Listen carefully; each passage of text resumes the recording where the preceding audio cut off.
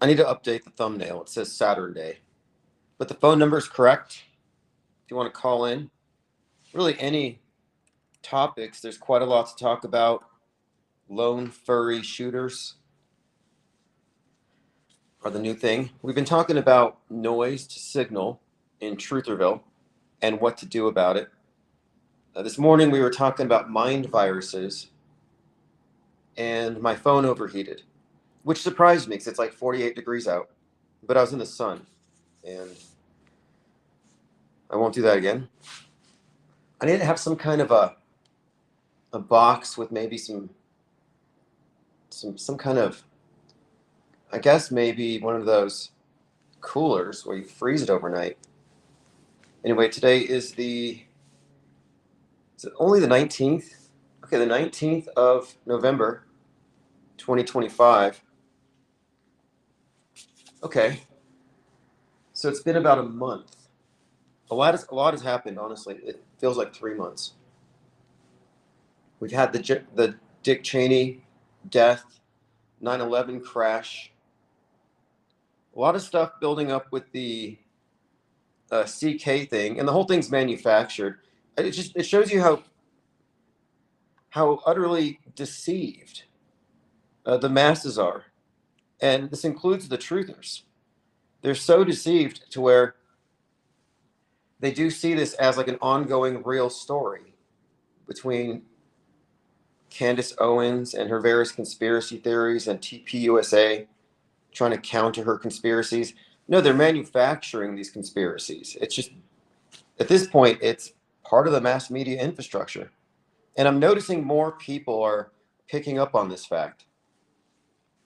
You're meant to react. The Pied Piper of Trutherville, Candace Owens, says something, and you're supposed to just react. But in the last few weeks, maybe months, actually, this is an ongoing thing. A number of people have suggested, well, maybe you're distracted. Like you're paying too much attention to the fake stuff. Get outraged and get mad at the government or whatever. And I've always said, no, I think you're the ones who are distracted. And I gave this some thought, and I put it in the last newsletter. Just the notion here that a lot of people think their job is to call out the fake things and say, don't get distracted. It's not worth your attention. And I've gone against the grain here, and I've said, no, these things that are glitches in the matrix, you're supposed to give your attention to. And they'll say, oh, well, this is just you getting distracted into looking into these things. Well, no, actually, no. It's only a distraction if you don't know what to do with it. And for the most part, what Trutherville has done is they have noticed these things as puzzle pieces. And these puzzle pieces get looked at and then casually dismissed when another puzzle piece is found. And they never really sweep up the pile of puzzle pieces in the past. They don't see these things as connected. This is what they're missing. And what we have done is we have systematized the way that we categorize these events, how we analyze them, but we have been putting the puzzle pieces together. And they're part of a cohesive whole. They're interrelated. The commonalities between them matter because you're looking at something formulaic. So everything about CK mirrors JFK, as well as the creation of this anti-media or counter-media conspiracy constituent as a new demographic to be triangulated against by the mainstream. So they can say, oh, you better believe you don't want to be like one of those people. You don't want to be a flat earther, tinfoil hatter. So Candace Owens is there to help negatively brand the counter media or anti-media, the people who are against mainstream. They've got to be made to look ridiculous, reprehensible, cold, and shallow, and greedy, and grifty. And she checks all those boxes from a mainstream perspective, because here she is basically claiming Erica Kirk killed her husband, which, to be honest and fair, that's a completely reasonable conclusion from a mainstream or alternative perspective if you look at the event as even slightly shady, which obviously it is. But I'm saying that it's a manufactured perception. The leather pants hugging J.D. Vance, these are all part of the overall messaging. And again, it completely comports with the parallel characters in Heads of State / Snake Eyes and The Tempest. But if you're only looking at these individual events in isolation, the individual puzzle pieces, and discarding them and not putting them together, you won't see the entire model. And this is where what we do really differs from conventional truther channels. And those who might say we are distracted, I'm saying that it's quite the opposite. That as long as you're engaged in each psyop as though it's a novel thing and it might be real, you're distracted. I think we know enough now to proceed off of what we know. And when it comes to pretty much any of these things now, we are plugging them into the bigger picture. King Ravana says, J.D. Vance's eyes are on lots of pound puppy toys. Yeah, he's memed a lot. I haven't been giving them a lot of attention. His name confuses me.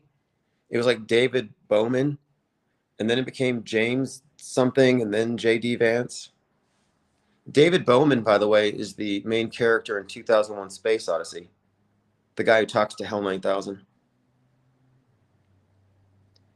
Anyway, what makes what we do different from usual truthers is they're still caught up in the daily events, in the drama. They're still thinking like, oh, Candace Owens reputable, and so is Tucker Carlson. I'm like, are you kidding me? These people believe in demons. And I'm not saying demons aren't real, but I'm saying they talk about demons as though these things are physical things with preposterous claims. Like Tucker says, I was attacked by a demon. It scratched my back. I left blood on the sheets. And then Candace Owens says that Elon Musk sacrifices children to put demons into Grok. Like, okay, obviously this is absurd. And it says something about their target audience. But the people who follow these characters are still caught up in the drama. They don't realize that these are just performances by provocateurs.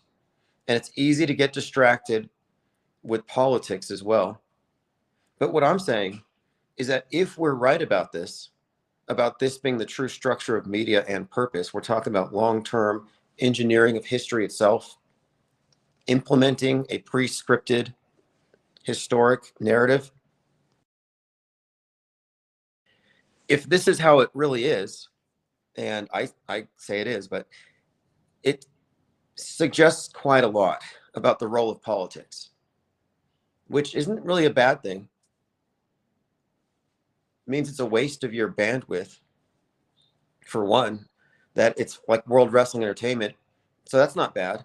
The bad part is it suggests that we are completely powerless and essentially like patients in an open air asylum.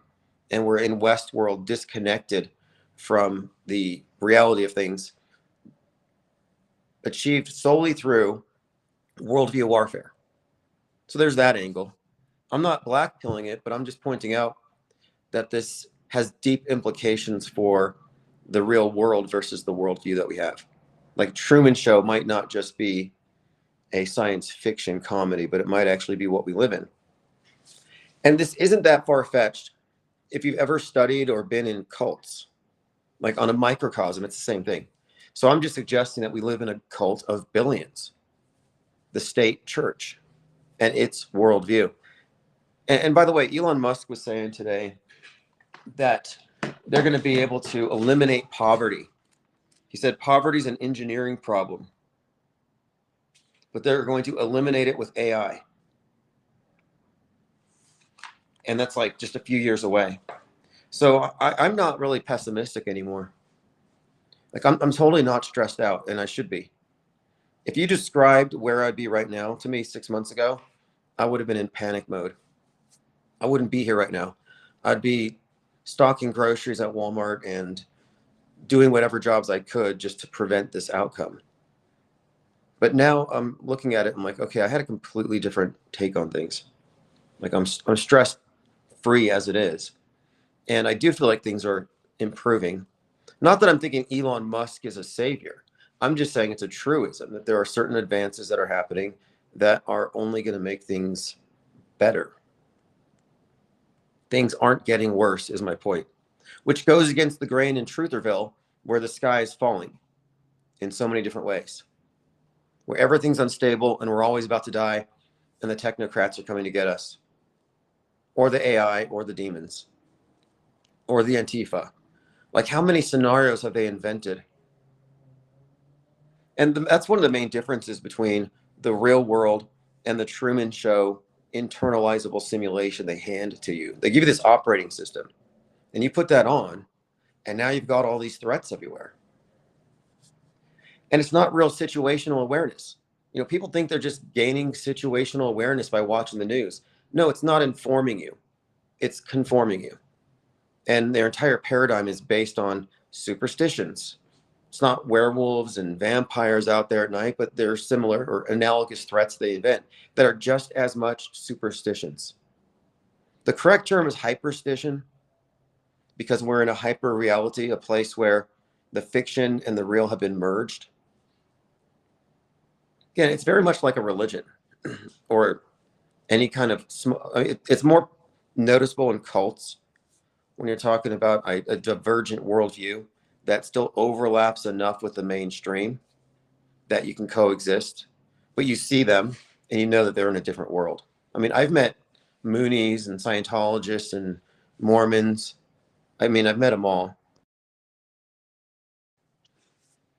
And you can tell whether the worldviews split up a little bit, whether there's a divergence. JJ Scene Graphic says, keep on laughing. We'll be out of gas by 1979. Yeah. Like Mad Max is always this doomsday scenario. We're going to run out of gas. It's all based on perceptions of scarcity, scarcity and competition over it. Joined by the Black Hand Side, King Ravana, David Hazel.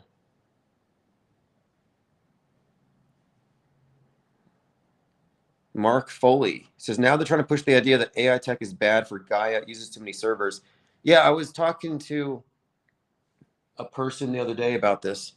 I was talking about AI in particular, and the various use cases, how I've made use of it for editing, for art, for ideas. And I was just describing the myriad of ways that I use AI all the time. And someone said, I think it was like, well, every time you generate an AI image, I'm just worried about the water. I'm like, what? Yeah, the water it uses. It's like it uses 8 ounces of water for every crappy rendering that you output. So I was kind of getting guilt tripped over making digital art because of its environmental impact. But of course, I'm not gonna rock the boat there. So I'm just like, yeah, I'll try to be more mindful of that. I'll stick to my pencil and paper. No, I didn't completely cow to it, but I kind of agreed. I said, well, that is a huge problem. Nobody foresaw the environmental cost of this. I'm scared to disagree with environmentalists. They're almost as scary as chemtrailers, but you don't really see chemtrail people in the wild. They're inside hiding from the chemtrails, talking about it on Twitter. I can't go outside today because those lines in the sky. But the climate change people are everywhere. It's pervasive. And they're the same people who were cheering for the death of Charlie Kirk. So also consider that. When you go against these people, even though the Kirk thing was probably a squib, if you go against the hardcore leftists, they will want to Charlie Kirk you for real. They may not do it, but if somebody does it, they will laugh at you as the blood gushes out.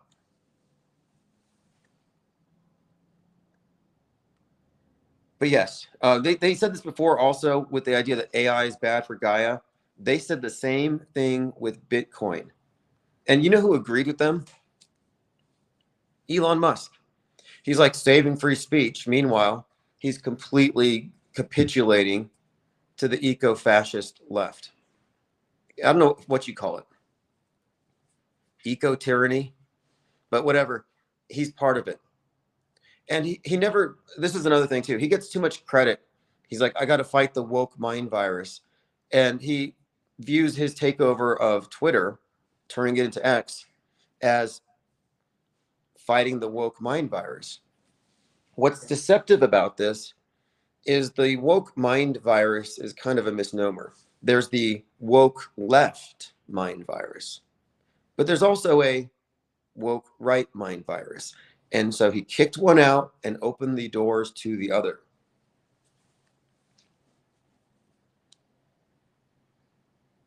Yeah, AI, too much electricity. Yeah, I've heard all this stuff. Here's what I really think.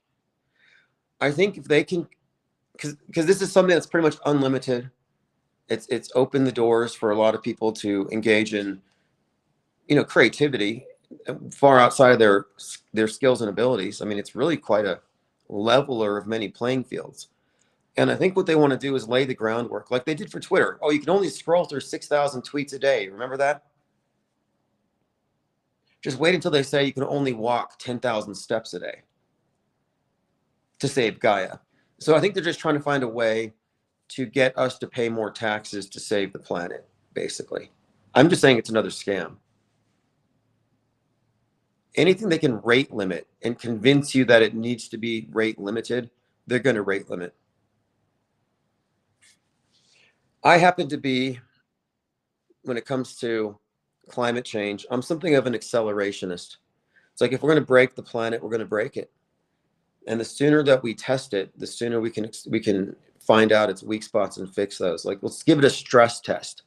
Let's give Gaia a stress test and just meme like you don't care.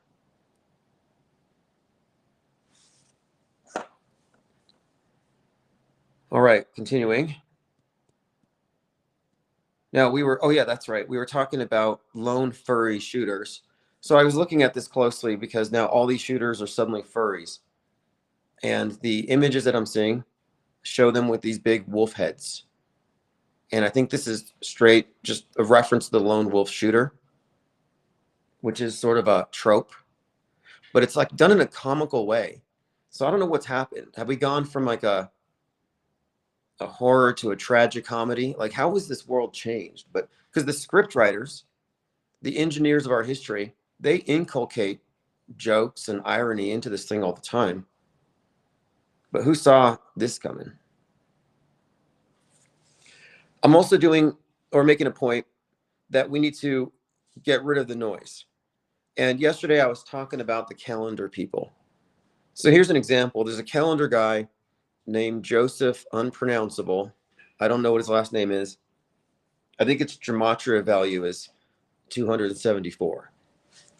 He's one of these gematria types. And I'm not knocking it, but I am saying this. What they're coming up with is preposterous.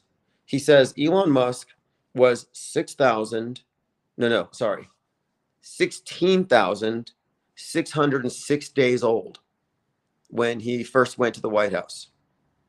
So that's posted as like a meaningful tweet or a meaningful breakdown. Musk was 16,606. Well, what makes that number special? And what they're doing here is they're ascribing significance to number combinations that have sixes in them, because the Bible, when you get down to it, it's really incoherent. It falls apart. But this is their methodology. And what they'll do is they'll formulate all these connections and they'll find stuff that fits. And you would call this, and I think they're using AI to do it because I tried it out myself. You would call this the sharpshooter fallacy. And they ignore the misses, they find the hits, and then draw targets. So they put this up there as evidence of something. That Musk shows up at the White House, 16,606 days. I mean, what we're looking at here, though, is noise. Noise in the sense of you couldn't really make this a logical correlation, like a direct one, like we can with the movie Mountainhead and Musk, or the movie series, The Madness and Musk, and the similarities in the scripts and the world stage character. Like, yeah, we're making some direct correlations. But these people who are churning out a lot of content with these numbers are basing it on the false premise that these numbers mean something. So again, what does 16,606 mean?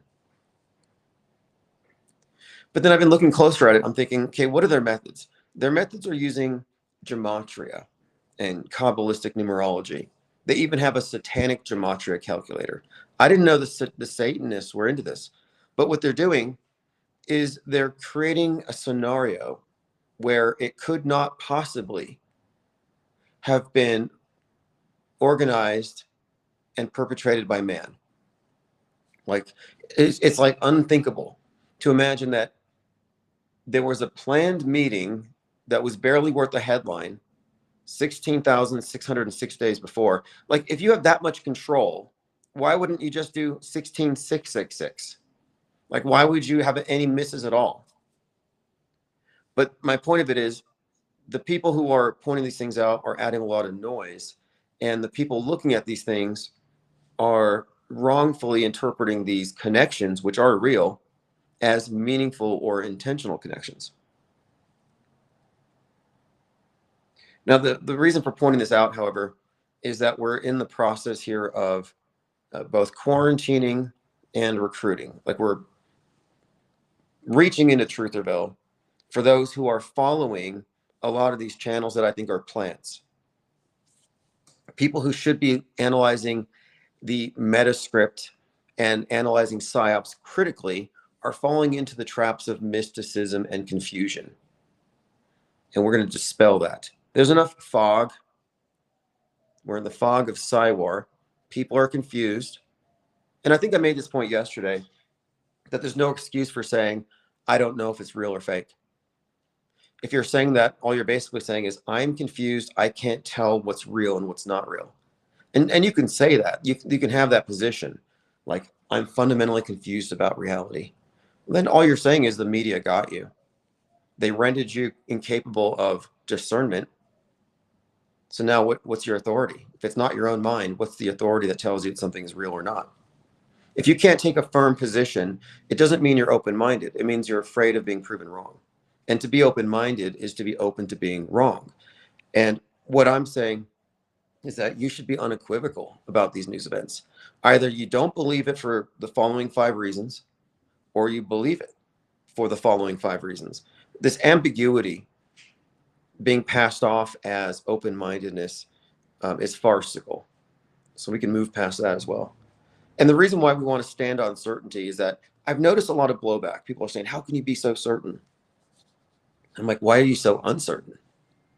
Like, should we expect to be walking around in a state of uncertainty, incapable of discerning what's going on based on known patterns with a predictable model? I mean, at this point, we know what we're looking at. So there's no point in pretending not to, or waiting for approval from a big channel to proceed on the information that we have. And I point this out because if you're cutting edge, if you're ahead of the trends, the people who aren't there yet will naturally oppose you, or at least dismiss what you're doing and trying to bring you back into the fold. Like, you're doing it wrong, you're too, and I'm like, look, we're the only ones with the hyper focus on not just media fakery, but predictive concurrent programming elements. And as such, what we're doing, I think, is justified in existing as it is. I see no reason to merge with the alt media muck, or to conform to appease what? A larger group of people who are confused or ambiguous or who still fall for things. Charming Anarchist says, the biggest mistake we can make is to assume we, the sheep, are the intended audience of the media. That's interesting.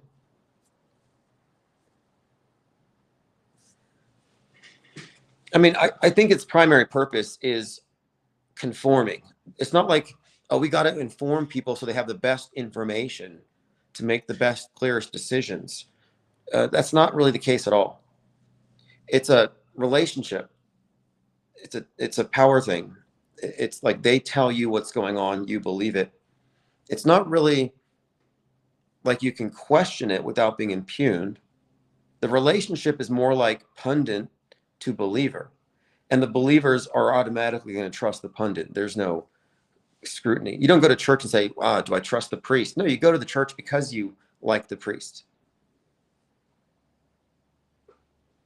And so most people are passive receptacles when it comes to propaganda and staged events. But another step further that we have taken this is what we're really looking at with PSYOPs aren't PR stunts to influence the next news cycle or a particular agenda. No, these are historical events. And these historical events, as we look at our history books and look at the world as we are collectively agreeing it to being today, you can see the significant ones that brought us to where we are. And these significant historical events that shape not just national, but like, quote, global news and our collective paradigm are by and large staged and fake, provably so. That's what we're talking about. And then you get into the timelines that would be necessary for this to be true. And you look at the corresponding artifacts and entertainment and, you know, the preemptive or foreshadowing stuff. And it's like, okay, you can kind of see how they create stories to build onto their manufactured history, how they use product placement with these scenarios and characters years in advance, introducing them, conditioning us to these things, so that when the staged historical event is acted out in front of us on the news, we see it as inevitable. It was bound to occur. There's buildup to make it seem believable. And that's why we look at the buildup of ideas and messaging pumped out at any given moment as an indicator of what's to come. We're not making loose predictions with gematria calculators. We're looking at the pattern of staged historic events preceded by entertainment media saturation. And it's not just limited to entertainment. It's pretty much any kind of platform, any conduit for propaganda will be used and compromised. What's up, Ted Stryker? Thanks for joining. Phones are open if you have any comments. So what I'm making the case for here is that despite the perception by some that we're hyper-focused on something and we're distracted, I'm saying we're the only ones who are focused where it matters. Because I'm not being facetious when I say that the only real conspiracy is our manufactured history and progress. It's an ongoing, successful one. And all the other conspiracies can be lumped in as one meta conspiracy, which is to keep the free thinkers, the stray minds, from exiting the world stage paradigm. Thank you, Robert. Appreciate the support. I got your... I don't see a message there, but I got your super chat there. If you scan the code on the screen, all that is doing is it's going into the think tank. And we're not exactly running on E. I mean, obviously I'm getting stuff done every day, but the next step is going to be jumping into an office space, maybe as early as this weekend. It depends on how fast they can get me in. So on the 21st is when I'm going to try to do it. And the purpose there is I need a stable workplace so we can bring in the books and the publishing again, and also set up desktop computers and resume the 24/7 feed. And I have more than 28 hours now of recent content that can go into the feed, including some content submitted by other content creators, which I'm open to. So if you have a podcast that you think is or that is off-world stage or adjacent to, auto hooks adjacent, I will happily throw it into the 24/7 feed. And I need to do that with the latest fakeologist. And towards the end, when I talked to fakeologists, I brought up this thing about getting into the timelines involved. So this has been something that's been ignored, and I think it needs to be focused on very closely. Because the newsbenders concept is pretty accurate. If you haven't seen newsbenders, it's pretty much how things work. But it's even more, I think, significant if you look at how newsbending never gets corrected. The fake stuff is never exposed as such. It becomes part of our historical narratives. And so therefore, we can look at our entire history as being warped. And what does this actually mean? And it all has to do with your current frame of reference. the consensus perspective. Like we all have the same perspective if we're adhering to the worldview as presented. It's not as uniform as it used to be, but it's certainly split. But even the most extreme divergences from the mainstream, like the UFO cults, the Bigfoot people, the people who are into like weird occultism, none of them go outside of the media generated worldview. It's kind of interesting how all encompassing it is.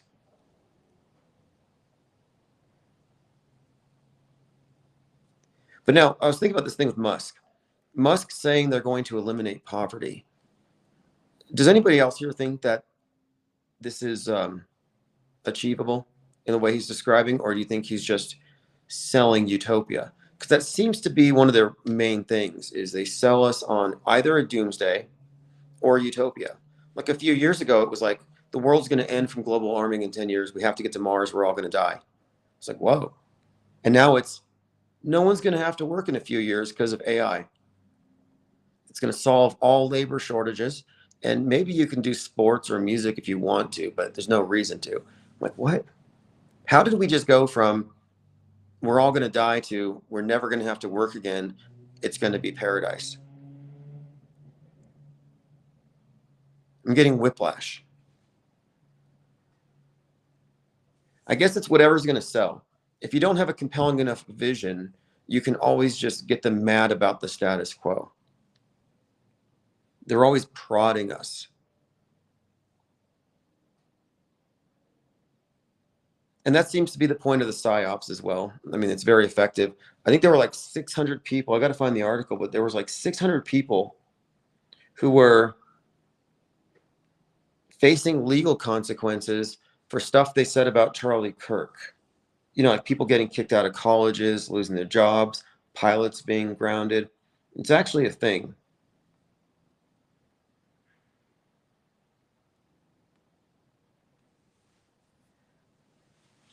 All right, so the one other thing I meant to get to with the number of people.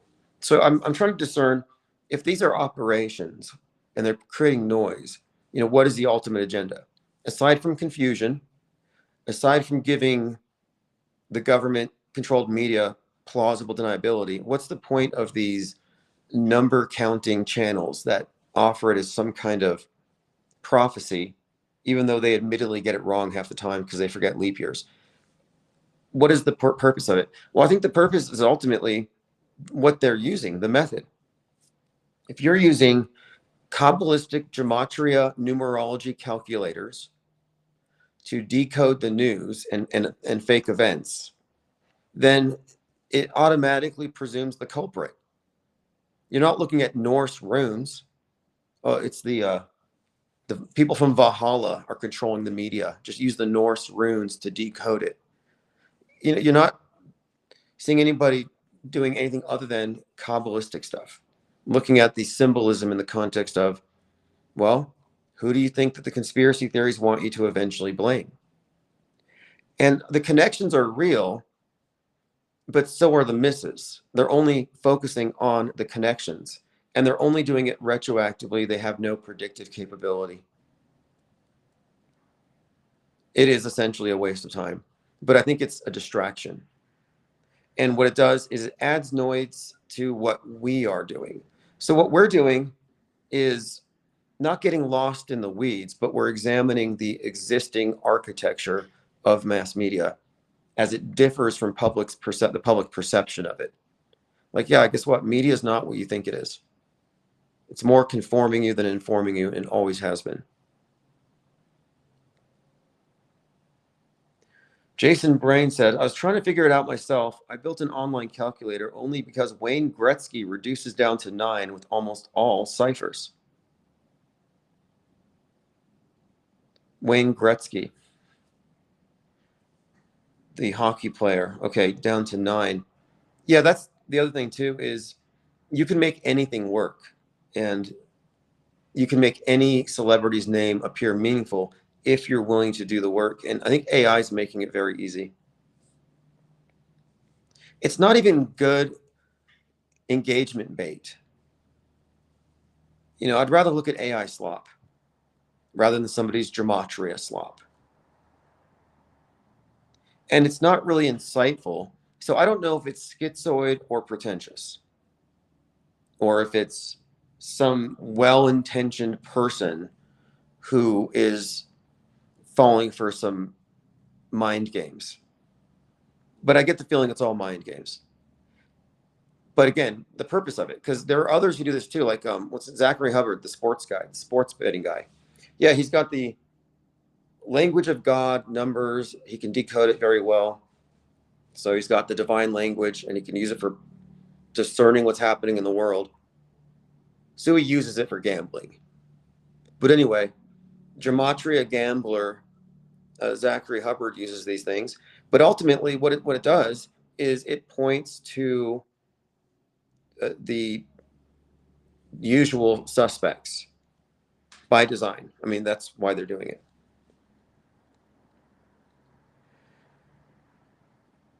And I've been calling this out alongside the mud flood people for the same reason, because we're looking at people who are well-intentioned but entirely misdirected.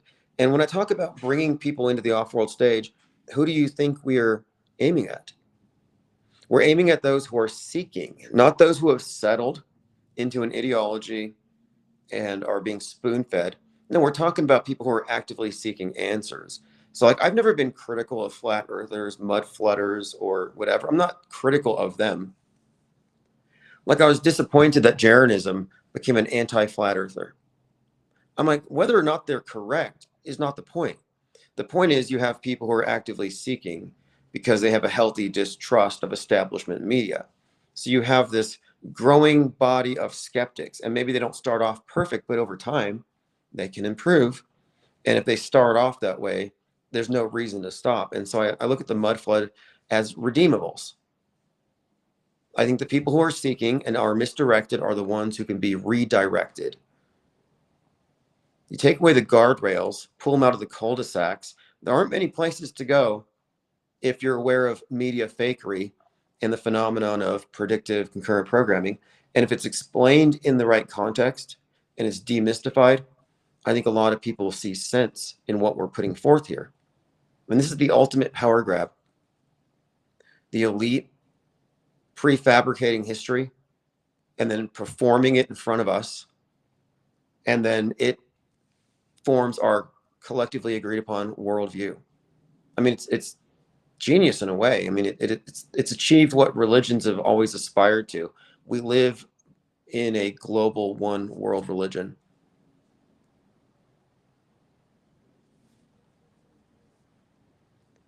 Now, when it comes to the gematria stuff, it's all like witchcraft, as in like when you're doing spells. If you're gonna do spells and magic, you're gonna come up with a temple name for yourself. There is this belief in the power of symbols, letters, and numbers as they communicate to the subconscious mind or the gods, however you want to look at it. But they do imbue these things with a great deal of meaning. And so if you want to have, let's say, a ritual when you're worshiping a goddess or something, in all likelihood, you're going to write out your spells in such a way that the sentences go down to the number 13. Like, you could use numerology to imbue your spellcraft and symbolism with additional meaning. That's how it's used. I don't really see it. I've never seen it used or described in any book as you take these gematria calculators and you can, I don't know what they're doing exactly, but I've never seen it used outside the context of mysticism, is what I'm saying. They're just applying it to the news. So it's interesting, because the idea here was, as far as like when they teach this stuff from, like, I think the book is called 777. The idea here was that by showing the resonance or the consistent like relationships between related words based on their shared numerology, you are exposing the hidden order of the universe. That's the idea.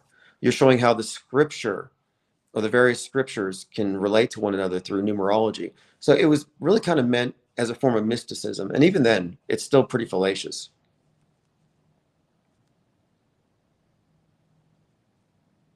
But this group of people using it for news media are just intriguing to me. I think, where do they get this? And it got really big. It took a weird turn with QAnon, because the Q people would look at timestamps on Trump tweets and then apply those to Q drops. And the Q drops were only there for like a year or two.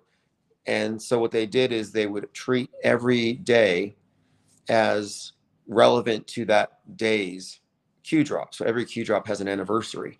I mean, they got really weird about it, but they were like, Trump sent a tweet at 2:47, and Q drop 2:47 said, "Hello, Patriots."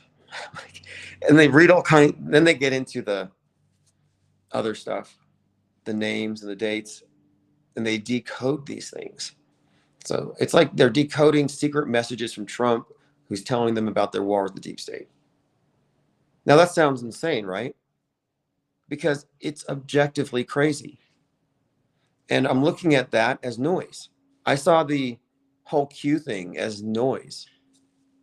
And when I say noise, I mean noise to signal. It's meant to drown out people who are making sense of this. And I talked about Space Cadets yesterday, that TV show where 10 people were in low Earth orbit, or at least they were hoaxed into believing so. And the show went on for 10 episodes. And at the end, you find out that 5 of them were actors. And what did the actors do? They helped to maintain the illusion. They helped to prevent the non-actors from forming conspiracy theories about how it's fake and they're not really in space.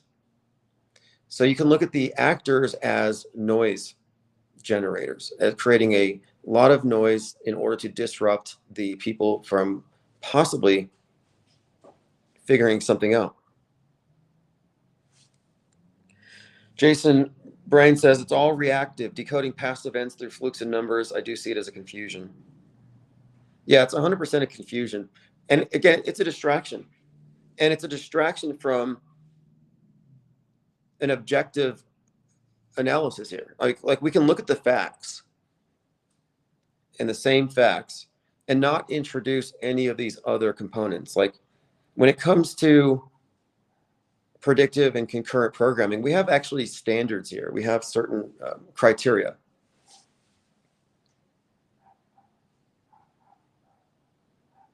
We're not just calling things fake because we want to call them fake. We have certain hoax indicators. We have quite a lot of considerations. So there's nothing just reactive about what we're doing.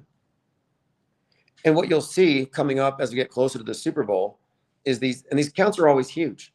You've got 500,000 followers because apparently 1 million people a day want it. I mean, that's crazy. How many people actually want to see this stuff? Why do these chemtrail channels have 1 million followers? Or these calendar people, hundreds of thousands of followers? Like, I don't believe the audiences are that big. I think these are artificially inserted in order to create this fog of Psy-war. But as we get closer to the Super Bowl, you're going to see them taking the Super Bowl date and then making correlations and predictions. And this is going to be one of the guys that I'm referring to. He was like, yeah, I want to apologize for saying that the last Super Bowl was going to be the last Super Bowl ever.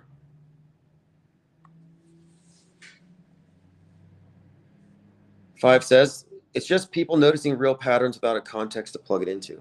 Well, exactly.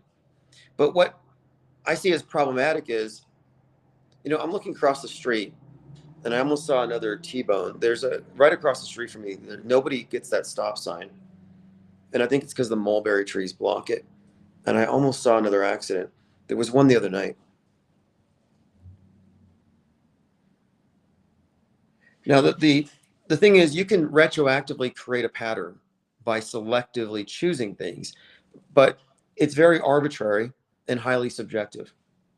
Like, I'm not here saying that the number 4444 has special meaning or anything, or I'm just pointing out the ones that we do see. But these ones are operating under the premise that like 3 6s, 4 6s, or multiple 7s are somehow significant. And then to start off with the beginning of this conversation, the 16,606 days, like, I'm sorry, that's not a unit of measurement. They'll say 43 months. Well, why not just do the division, figure out how many years that is? So they're kind of cheating. Like, I was working with Chat GPT, and I said, how many days is it between Elvis's birthday and I gave him some other events, and I said, can you give me the numbers in sequences of sixes? And it said, well, if I'm able to go into more than 30 days a month. So for example, 66 days. Well, if you're saying 66 days, you could have just said 2 months, but that would have broken your pattern. So anyway, I'm just pointing out there's a lot of cognitive sabotage just thrown out there. But the fact that these channels are big is somewhat alarming, but it's actually an opportunity, because what I'm doing now is I'm going into their comments sections and I'm directing people to more sensible information. Like, here's the sensible conclusion to reach about this. So I'm like, hey, look at this Hulu character and Heads of State and compare it to Snake Eyes. And instead of looking at these connections objectively, they start running the names of the actresses through gematria and then looking at their birthdays and connecting it to, it just goes into some insane places where, again, all they do is they detract from the idea that this could be humanly orchestrated. So it kind of feeds in to the premise of doing numerology and Kabbalah numerology in the first place, which is demonstrating order in the chaos, showing the hand of God. Like, these connections are so profound, it proves divine order. So not only is this fallacious reasoning applied to media, but I think it's still fallacious applied to the more mystical interpretations. Imagine that. Imagine religions employing methods to screw with people's cognition so they think they're experiencing divinity or gaining spiritual insight. Are there any religious practices that aren't fraudulent? I mean, I think they're just archaic.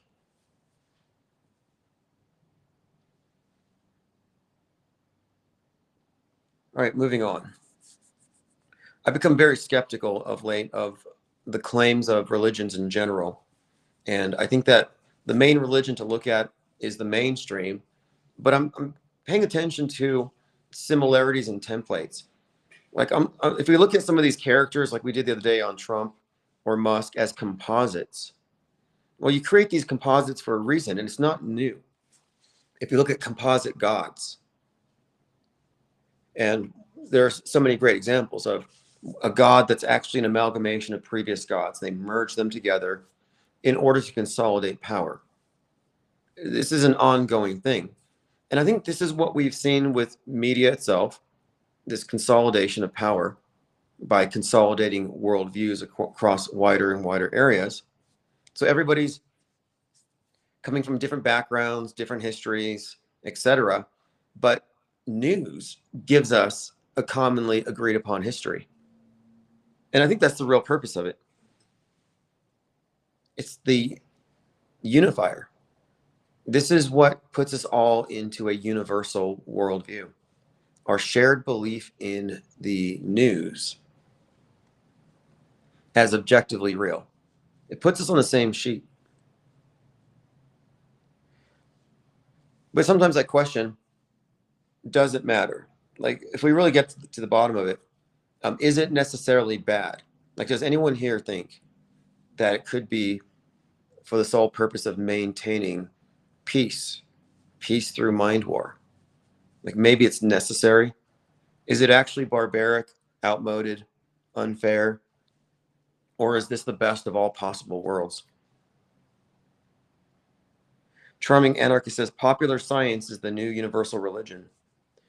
Yeah, because what science does, because you got science and then you got the news media, science provides the miracles for the state church. And I'm not saying I'm anti-science. I'm saying the popular science, like you're saying. I'm not talking about the scientific method. Science provides the miracles, and the news media provides the myths. Every religion has myths and miracles. You have its priesthood. And I think the space program is largely religious pageantry in its function, and that the rocket can be argued as really just an iteration of the obelisk, the symbol of the earth god that the cults center around, the sun. In fact, I was just watching, and I haven't finished it yet because it's a long movie. I'm watching that Frankenstein movie. I just got past the part where the tower exploded, and then he's reading from the Bible about Adam, and he wants his Eve. And there's even a mention there of the Tower of Babel. It's all really intriguing if you haven't seen it. I'm not through with it yet, so I'm not going to do a review just up yet. I've been watching House of Dynamite, and I think there's a good case to be made that we're looking at a pretty heavy nuke push right now, which is, again, analogous to the buildup for the pandemic.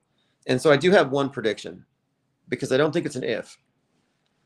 When they fake the nuke, since we're not all going to see it except on TV, what we're likely going to experience are lockdowns for fallout, especially if they do high altitude, because the higher altitude explosions will justify broader EMP fakery. Now, I don't know how they're going to stage EMP or how widespread it will be, but I certainly think we can make the case for lockdowns.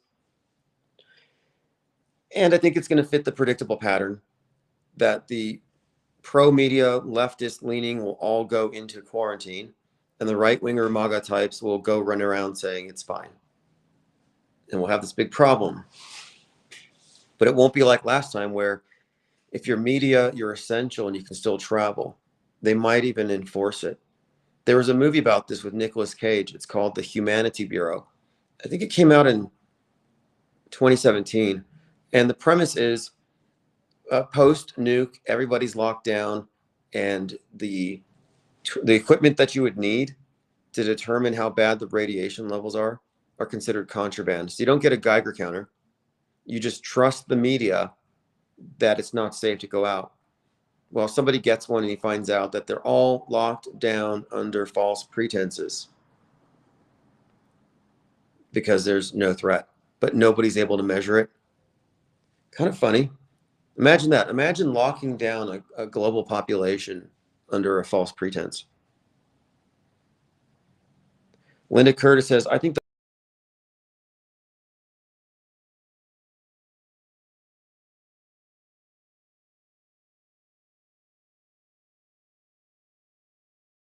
quick here. Infinite Plane Radio. Hey, what's up, Tim? It's Busy 56. What's up, 5056? Yeah, Busy 56. Oh, Busy 56. Yeah, I was just calling. I wanted to talk about Shakespeare a little bit. Yeah, by all means. Yeah, so I was just thinking, there's no way that Shakespeare was the person who wrote all those plays, and I really think it was a government operation and a meta script to kind of shape the English psyche, but it was also around the same time they were starting the British Empire, so really to shape the world. And if you look at the character of William Shakespeare, it's the typical rags to riches story. His parents were illiterate, his daughters were illiterate. There's no actual. The only thing we have in his handwriting are 5 signatures, and it looks like a child wrote them. There's no letters he wrote to anybody. There's no record of a funeral or anything in Stratford when he died. But somehow, he's the most celebrated, learned guy that writes these crazy plays that have so much about law, court politics, Italian geography, and occult symbolism. So then there's people who think it's him. They're called the Stratfordians, William Shakespeare from Stratford.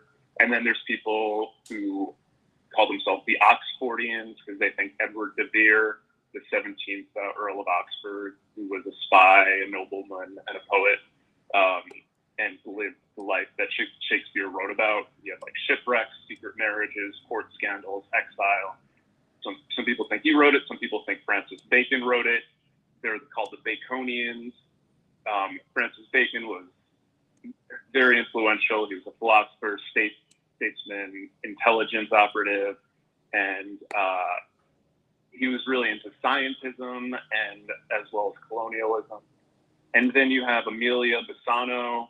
She was a noblewoman with Jewish and Italian roots, possibly connected to Venetian circles and intelligence, and she might have been part of this group.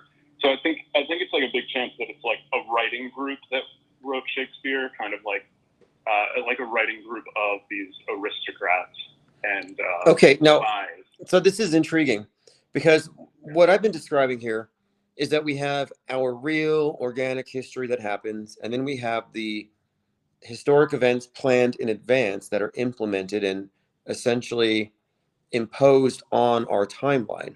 So they're embedded into our history.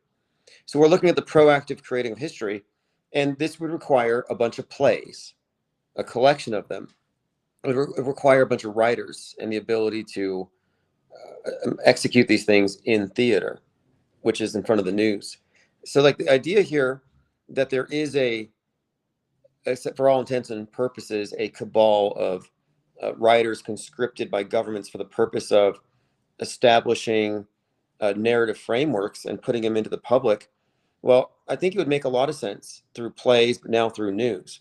But yeah, I think you might be onto something because Joseph Atwill wrote a book on Shakespeare where, and I think I'm going to have to revisit it. I have the ebook where he kind of makes the case here that these books, that there's a subtext beneath it all.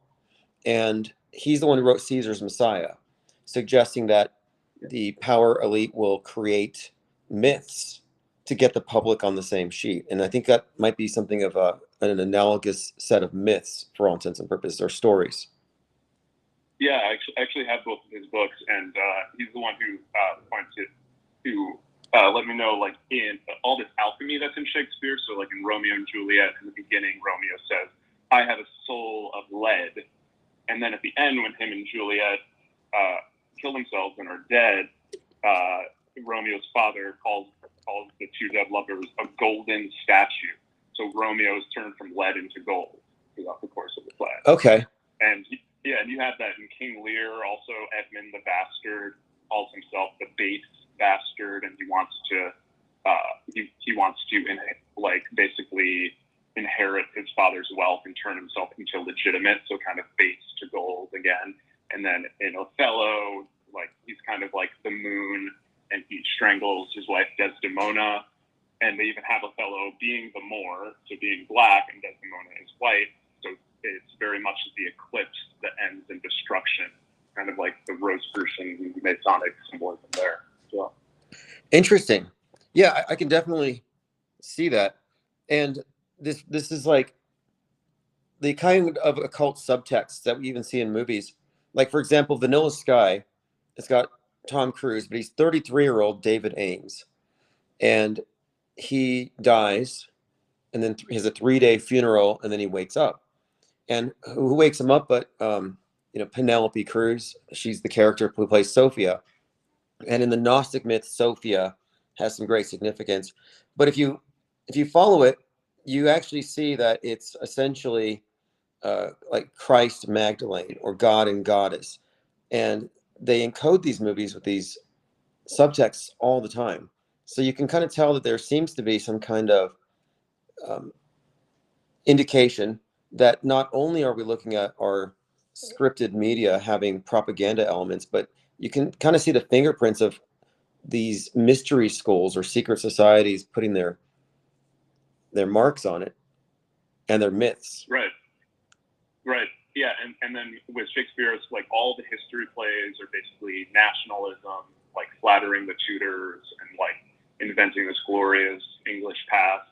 All the comedies are mocking the poor as the clowns who like can't figure out the tricks and disguises of the elite. And then the tragedies make the audience sympathize with these rulers and great men, internalizing like the suffering of these kings.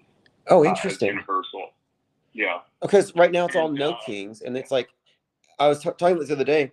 The various media representations of Trump from 1958 track down and on, Biff Tannen and others, they've always presented him as a tyrant and somebody who has in his future an assassination attempt, but they've built him up to be a villain. And I'm saying they do this in advance. And so it's kind of interesting you're referring to previously, it could be used to shape perception about leadership or the authorities. Yeah, exactly. Yeah, so it just like kind of shows how this stuff's all, like they're kind of using the same script like over and over and over. And then John Dee is in this story as well, because in The Tempest, the main character Prospero is definitely based on John Dee. He's this magician and occultist, and there's something about John Dee trying to like use a spell to stop the Spanish Armada, which supposedly is what The Tempest is based on. And at the end of the play, he like puts down his wand, and that's the final play of Shakespeare. So it's almost like the character of Shakespeare putting down his pen, putting down his magic wand, and being like, "I'm done." Oh, that's crazy. Now, I have the audiobook for The Tempest, which I want to listen to because the show The Tempest, which isn't based on Shakespeare, but I thought there might be some connections. And Tempest is where you get Brave New World. That phrase comes from The Tempest. Yep. And then you also got what hell's empty, the devils are all here. I mean, there's some great quotes out of that, but I want to listen to it because I thought there must be some connection. Because Erica Kirk was called The Storm. The Tempest is about a widow who takes over her husband's political organization after he's shot in the neck. So I thought there's got to be some significance to The Tempest in here. If I had known there was a John Dee reference, I would have read it by now. Yeah, and there's a lot of dick jokes. Like all these plays have so many like sex jokes, like definitely like sex magic stuff in there. And also a lot of these plays seem like they're about intelligence operatives, like all the comedies has people.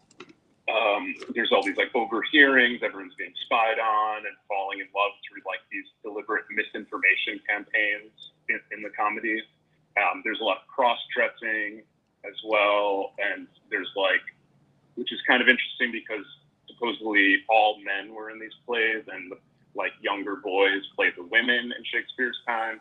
So thinking about a man playing a character of a woman who's disguising herself as a boy, and then the man character is like falling in love with that character, there's a lot of kind of creepy overtones there as well. Fascinating. And so what is your take on Joseph Atwell's book, and what is it called? I forgot the name of it. I think it was like Shakespeare's Messiah or something. Yeah. Something similar, but yeah, what's your take on the book overall?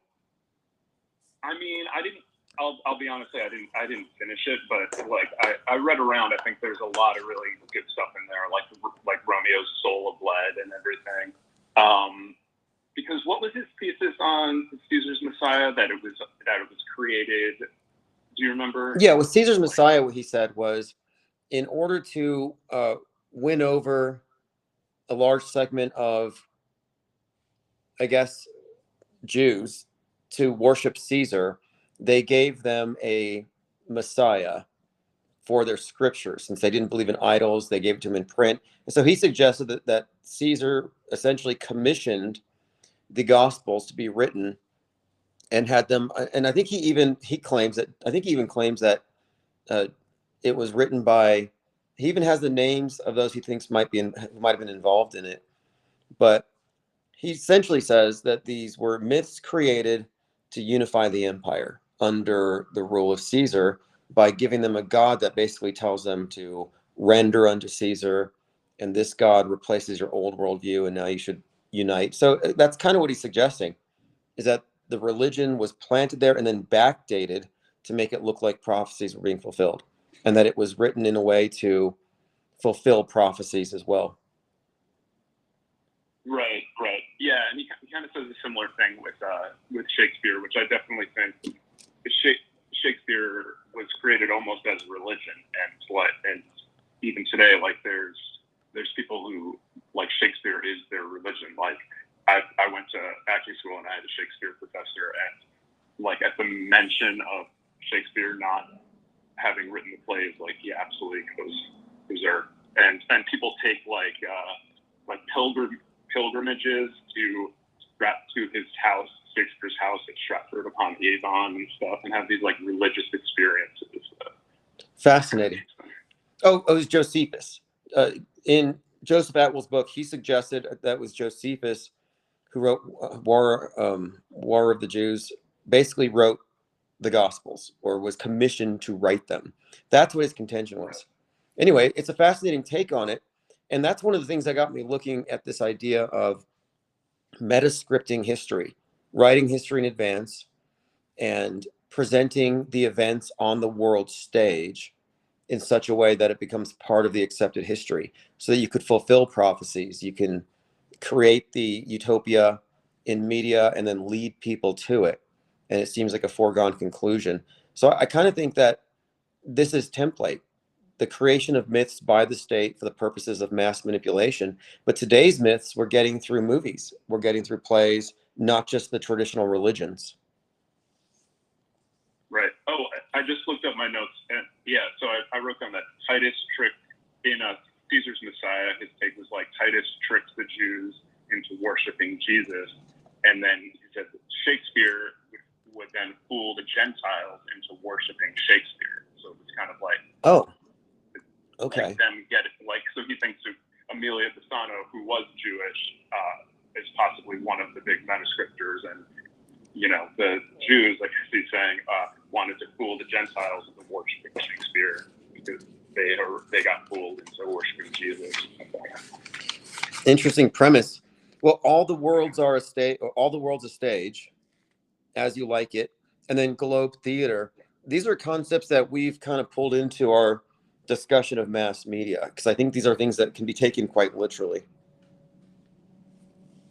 Yeah, and like in Hamlet, Hamlet gets the idea to use a play called The Mousetrap to lure his uncle, who he thinks killed his father, into like, and he's gonna like watch his uncle Claudius's reaction to see if he feels guilty, because he's basically gonna reenact like exactly what he thinks happened, which is that his uncle killed his father.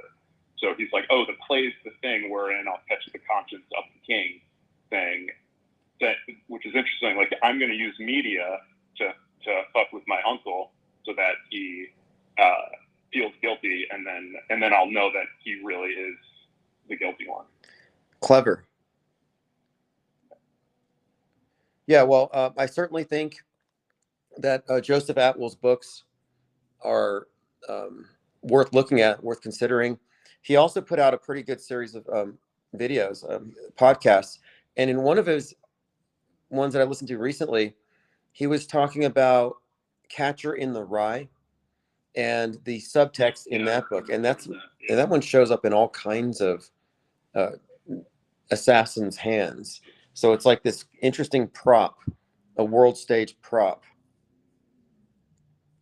Yeah, I read that essay that Atwell wrote on Catcher in the Rye. That was, yeah, it made a lot of sense. Sure. Yeah, well, when I saw, I think it was John Hinckley Jr. carrying the book, I thought, okay, this is just too much. It's like too in our face, obvious. Or Lee Harvey Oswald had it in his hotel room. Yep, it's in The Shining as well. Okay. Yeah, well, Catcher in the Rye, according to Atwill, is some kind of Masonic calling card relating to assassinations and hits, and it tells the story of this secret society of killers that runs the world. It's kind of ominous when you get into it, and it does have some really strange elements in the book. Yeah, for sure. But hey, thanks for the call. All right, anyway, I got to run. All right, well, have a good day. My pleasure. Thanks, Tim. Interesting information. All right, so we're talking about the world stage. And the caller brings up Shakespeare and the works of Shakespeare as, I guess you'd call it, metascript, you know, or essentially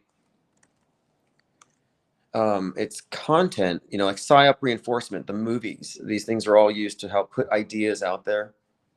I mean, we're talking about the influence that movies and plays and books have on the masses. And there's no doubt they do. I mean, why do you think there's so much effort to putting propaganda messaging within the entertainment and the video games and anywhere where people are just passively open, receptive to information, mind viruses? What's up, Rick? Here's your wrench. Lord Laney says John D33. Lily Bell says interesting caller. Northern Girl says Otto hoax. Yes, I concur.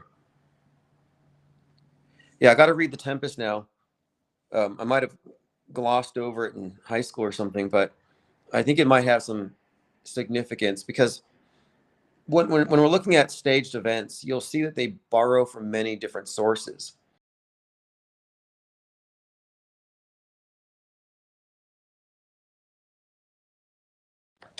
What's up, caller? Hey, Tim. It's Psyop Sidecar, a.k.a. Nick Finger. Oh, what's up, Psyop Sidecar? Hey, glad I caught you live. I had 3 quick points I wanted to bring up, and then I'll listen offline. One, Erica Kirk, 1967 to 1971 Florida governor's wife. Looks exactly like the current one. Okay, I'll look at that one. Okay. 2, I wasn't around the think tank back when the whole Kyle Rittenhouse thing went on, but I hear you guys talk about it a lot. I was looking into it a little bit, just on a hunch. I'm a bar guy, know a lot about booze, and I asked ChatGPT in 2020 what the best-selling rye whiskeys were, and number 2 in the country was Rittenhouse Rye. So when people see that word, the word rye comes to mind. And then I went digging into what does Kyle mean, and it's an area like a bottleneck in a body of water where it's passing into another body of water. So like a place where you would put a bunch of fish nets to catch fish that are traveling from one lake to another. So it's like Catcher in the Rye. And in the book and in that, what 17-year-old boy holding up a rifle. Wow, that's good. That's actually really good. Rittenhouse Rye, Catcher in the Rye, 17-year-old. And then he does have all the hallmarks of like a mind control shooter. I mean, Rittenhouse is a peculiar character, but yeah, I think you're onto something because I think Kyle Rittenhouse is also based on Chris Kyle, the sniper who went across state lines, Hurricane Katrina, and shot a bunch of looters. Yeah, I heard you. That's when you started saying those things, it made me start thinking, and that's when I started looking at that other stuff. And then the last thing, I mentioned it in the chat the other day, but have you seen the what is the Economist year to come 2026 thing yet? I looked at it, and I'm gonna have to take a moment to actually decipher it. But it looks like a big ball of clip arts, and then somebody's like I guess it's the world, but I didn't go into detail. It's on a soccer ball. It's on a soccer ball being kicked, and there's a lot of movement happening, and there's a lot in there. But the first thing that I noticed was Charlie Kirk with binoculars, a ways behind the back of Erica Kirk. I mean, maybe somebody else sees somebody else in those, but that's what I get out of those cartoons. Yeah, I heard someone mention that. I'm going to look at it closely. I was looking at it today. I was trying to find the Charlie Kirk character, and I heard that he had binoculars. So, yeah, I want to look at that one. And what was the date that this art was created? That's what I'll have to look at as well. But, right.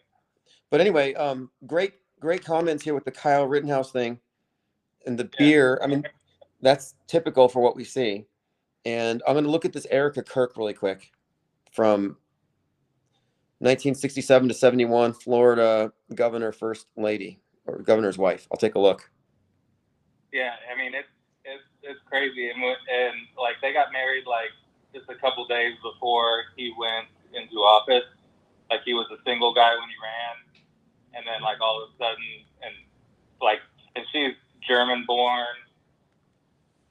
went to migrated to Brazil, World War II era, and like her profession was an actress, but like she never really had any roles. Maybe that was her role. It was, I don't know, that whole those 2 characters, that governor, everything that I've seen about him today, he was, somewhat of an odd fellow himself.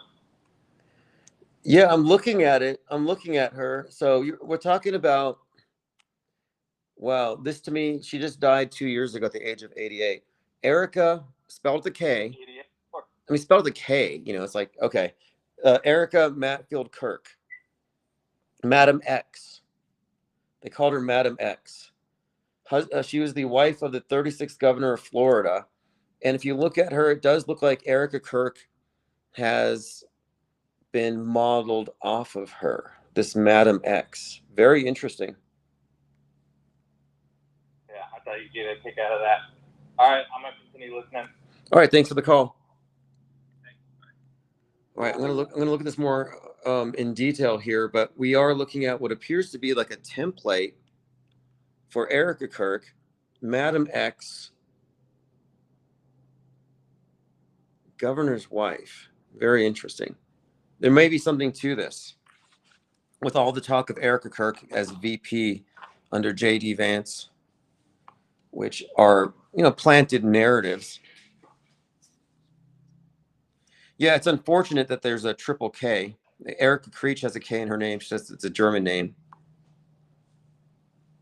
I mean, the optics, though. Some of these politicians, I think, intentionally do try to model themselves off of previous successful politicians. Like, I'm pretty sure that, was it Hakeem Jeffries, the guy who's the Speaker of the House, the Democrats? He's got Obama's birthday. He talks like Obama. I thought, this has got to be Obama in a mask. This is way too close. But they deliberately mimic others who have done well. But yeah, that is a strange one. Flying Carpet says Macbeth's Witches Brew was COVID stew. Is that what it was called? Or was it Corvid? Someone fact check that. Somebody run it by Perplexity. Macbeth's Witches Brew.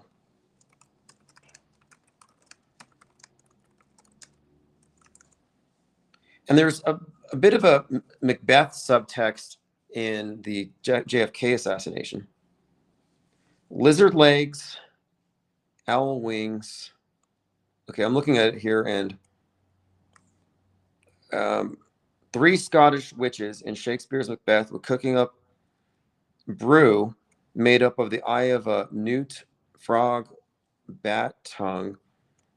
I don't see oh, okay, the bat. But that's only if it's undercooked.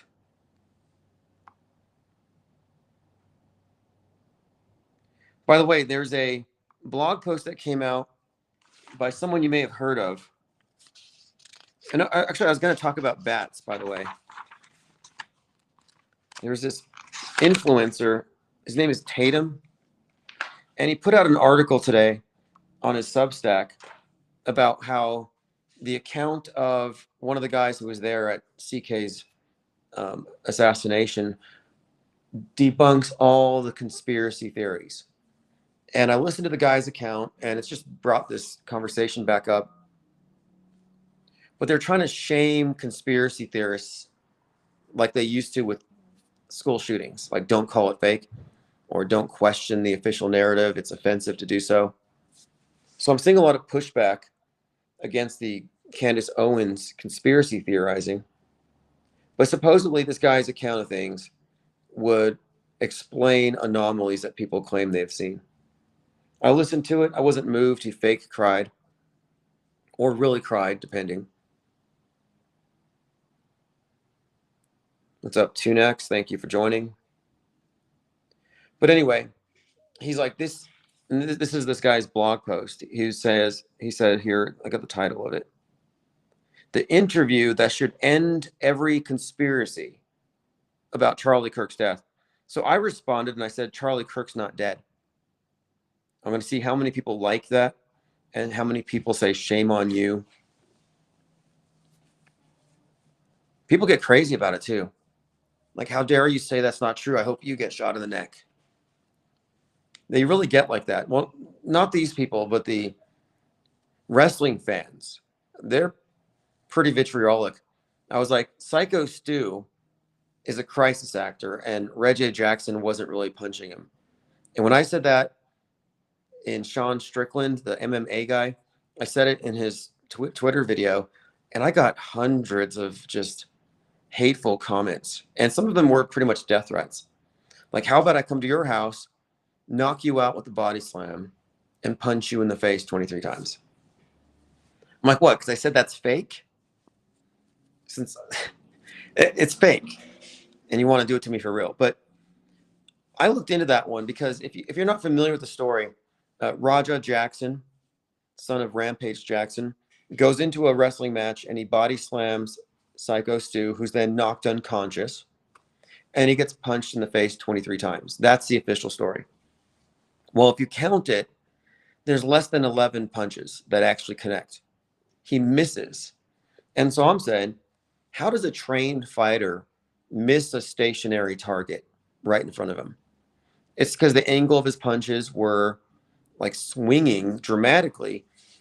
And according to the reports, there was blood and teeth flying everywhere. Well, you didn't see that in the video. But anyway, looking at this thing, I'm thinking, well, why is the news reporting 23 punches when only 11 can be argued to have actually connected? So I suggest that maybe it was fake. And maybe that Stu was just swinging his head back and forth to correspond to Raja's fake punches to make it look like it. I even said it looked like he was fluffing the guy's beard.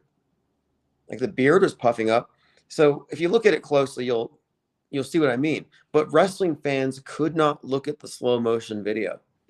They were just so angry that I said it was fake. Like, how dare you?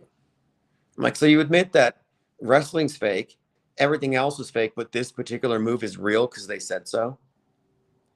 But looking closer at it, I thought, well, why would he have been knocked unconscious from a body slam on the canvas mat? So I did some research on it, and I was like, do body slams ever knock people unconscious? Well, generally in wrestling, they don't, because they land flat on their back and they're accustomed to it.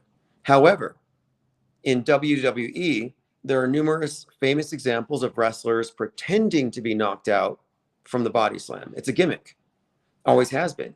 However, turns out that Raja Jackson's father got the name Rampage Jackson for body slamming an opponent unconscious during an MMA fight and continuing to punch him in the face. It's a recycled script.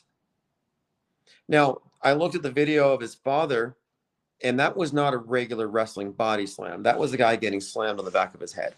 To me, that looked believable. But this one in the wrestling ring with Psycho Stu, no, this was a typical body slam, a consensual body slam, where one guy picks up the other, hands on his hips, hands on his shoulder. You ready, bro? Yeah, let's do it. Then they like turn around and then drop the guy on his back. It was choreographed. You're not going to get knocked out from a choreographed body slam on a canvas mat. So no, that was provably fake. And I don't care if Sean Strickland's fans want to beat me up over it. Like, yeah, let's fight. Let's fight over that. And these are people who wouldn't, join the army and fight for their country, but no, they'll fight for WWE or wrestling. They'll fight to defend their ridiculous TV shows. It's crazy. It's just a TV show. They're not ready for the big picture. Like, if you're triggered by somebody saying that wrestling is fake, well, wait till you find out about everything else. What's up, Kenley? Thank you for joining. Diana Southard. And to me, that was a litmus test. Because I think when you look at these events, you can't solely rely on the visuals, because wrestling is nothing more than people who are very good at faking stuff on camera. So the idea that you'd be able to tell it's fake or real just on the visuals isn't enough. Although in this case, when you looked at the news reportage and connected it to the actual video, it raises some questions. But the wider context, including that of A, his father did something similar, or exactly, that's how he got his nickname. But B, I did some research, deep research on Perplexity, And I said, can you find me any examples of wrestlers getting knocked out from body slams? And it's like, no, there's no examples in the medical literature of somebody being knocked out cold from a body slam. And the guy didn't wake up for what, 24 hours? That's so phony.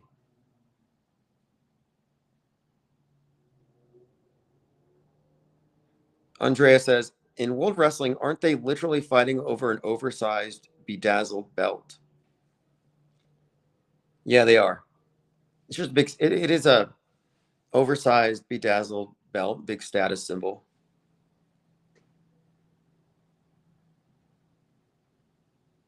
Do you think says, besides the world stage and squibby guardrails, life is pretty good. I think these are what make life good. We're looking at the greatest show on earth.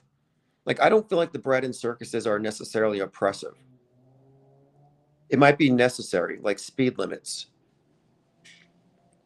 You know, there are some things that we need in order to coexist peacefully. And it could well be that mass media mind control is a necessary safeguard against man's lower nature taking over. I mean, maybe we're just lawless and fickle. Ribo Nation says, sorry that wrestling fans hurt me. No, I assumed if they came over, they would punch, but the fist wouldn't actually connect. They'd be stomping on the ground. Like, I don't think they know how to really punch. They would stage punch me. And I'd fake it. I'd fake like I was hurting. I might even blade myself. Like Hulk Hogan, I'd have blood on my face. I would do that if it was like live. I could do blading. I could do a Trump.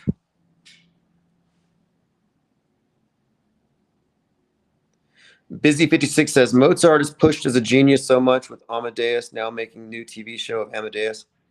Well, the magic flute is well known to be a reference to the Masonic initiations.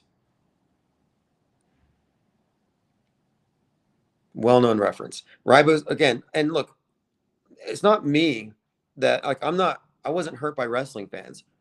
I hurt the wrestling fans. Like, I'm not sorry that I hurt the wrestling fans. If you're mad that I said that Psycho Stu is a crisis actor, I'm completely unapologetic about it. I have no problem with kayfabe. Everything is kayfabe. At least wrestling's honest about it. You know, there's a point where wrestling was considered real, and then they admitted they were fake. And I think they did so because it gave them some advantages when it came to avoiding certain sports regulations. There was some rationale behind it, and it was a smart choice, business-wise. But might we get to a point where we have a similar revelation about news and sports and politics? Like, by the way, yeah, it's kind of dramatized, and it's for your entertainment. Oh, Sam says, I think wrestler Owen Hart faked his death. Which one was that? I mean, I heard of the guy who fell. I don't know how you would fake that in front of an audience. Unless, I mean, I don't know. I mean, hyper-realistic simulation dolls are very advanced today. You know, there are dolls that bleed, that talk. There are wearable, like, arm sleeves filled up with fake blood so you can bleed. Like, if you look at these modern mass casualty drills for EMTs, they're gruesome, but it's because of the training value. Oh, Sam says, died at the Over the Edge event exactly 1 year after Batgirl dies in an episode Over the Edge.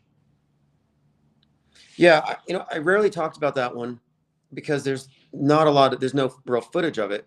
And I've read into all the accounts. I've gone deep into the Reddits. And what I found are some people are saying it happened at a point where it was like right after a commercial, lights were low, and they played it off really quick. So it just seems like we don't have a real consensus over what was seen other than he fell 100 feet and then they kind of push it off to the side so they can complete the show. It had to do with, like an accident with the clip. But is that fakeable? Well, we're talking about wrestling, nonstop magic shows. How would you fake it? It would have to be some kind of I imagine a dummy. But the problem again is that we're talking about in front of a live audience, so it gets a little tricky. But I don't know. I would have to see video. I don't know enough. In other words, I don't know. And if you say you know, what's your evidence? You heard about it? The bloody guardrail really gets people. If you say there's a death, then its believability just shoots up like 80% in their minds. It's like, oh, well, yeah, it's probably true because somebody died. What's up, Spirit? Thanks for joining. Diana Southard said wrestling is like ballet, choreographed. Yeah, well, it is. It's definitely choreographed. It's acrobatics. And when you look at it from that perspective, I mean, I think it's pretty respectable. I went to a circus last year. No, it was earlier this year. This paranormal circus. It was kind of like a regular circus with acrobats, but it had this like satanic Halloween zombie theme to everything. But the acrobatics were just incredible. The performances were unbelievable to me. And when I look at these wrestlers, you know, you're looking at some pretty skilled individuals. I have nothing against it. Oh, Sam says we have a strange coincidence in the dates. All I'm saying was he was masked like Batgirl. Also, at the end of the episode, it's a dream. Batgirl's not really dead. Yeah, Over the Edge, all these things tied in. It looks like that. It could be. I mean, it also looks like horrible PR. But it wouldn't shock me. Like when I hear about people like, for example, Macho Man Randy Savage, who was featured in some vintage 9/11 predictive programming about demolishing the Twin Towers, he and Hulk. You know, he died in a Jeep accident or something. And I thought, well, maybe the company, the World Wrestling Entertainment, maybe it would prefer that these idols they create these gods so they can be immortal. And maybe they don't want them to age badly in public or die less than in their prime. Maybe there's chance, you know, in other words, if you want to preserve the character for all time, maybe the characters are written off the world stage and then they can go live somewhere, you know, off the grid or whatever, get some kind of makeover. But it might be in their best interest for these characters to die as legends. Oh, what about Hulk Hogan's death? Anybody think there was anything weird about that other than the timing? There were some things in that I thought were strange. Just because of Hogan's attachment to the Butler, Pennsylvania psyop. And it puts his whole ear thing in a different context. His signature move of holding his ear, you know, so everybody can scream louder for him. Well, it kind of has some foreshadowing when you look at Hulk Hogan's role at the RNC following the Butler, Pennsylvania shoot and his reference to blading. If you didn't watch that, he's like, enough is enough when he tried to shoot my president. A reference to the Illuminati playing card Sniper with Trump on it. But during that talk, he describes how looking up at Trump with blood on his face reminded him of Hulkamania when he had blood on his face and Trump was in the audience looking up at him. And then Trump blew a kiss at him. One WWE Hall of Famer to another. So I'm looking at that, I'm thinking, wait, Hulk Hogan is comparing a staged event where he cuts himself to bleed on camera, looking down at Trump, to Butler. Is he saying that Trump cut himself? That he bladed himself, WWE style? That's what I took out of it. Ted Stryker says, but my wrestling, yeah, no doubt. Oh, Sam says he was definitely dead in popularity, got booed to hell in the Netflix debut of Raw. Yeah, Hogan. Yeah. Well, we'll look into this too, now that I think about it. When we do this 9/11 breakdown, I'm going to have to clear the desk here and use the entire whiteboard to start getting into the 9/11 predictive programming and associated characters. It gets really in depth, but there's a pretty apparent pattern here. As I was saying with Trump, for the most part, the representations of Trump in media and entertainment have all foreshadowed 9/11 and or Butler. So it's not just that he's existed in entertainment in the form that he recently attained as president. You know, he's in his Biff Tannen stage. It's not just that it's like the movies are borrowing from this colorful character, but it's that in the way they characterize him and represent him, it represents his future self as we've seen him as president. And it specifically correlates him with 9/11 before it happened. And it connects him to Butler. Ribo says Twin Towers was a tag team, the boss man, the Georgia cop, and a 450-pound guy known as One Man Gang. Yes. So they were talking about taking down the Twin Towers. It was going to be dynamite. They're going to explode.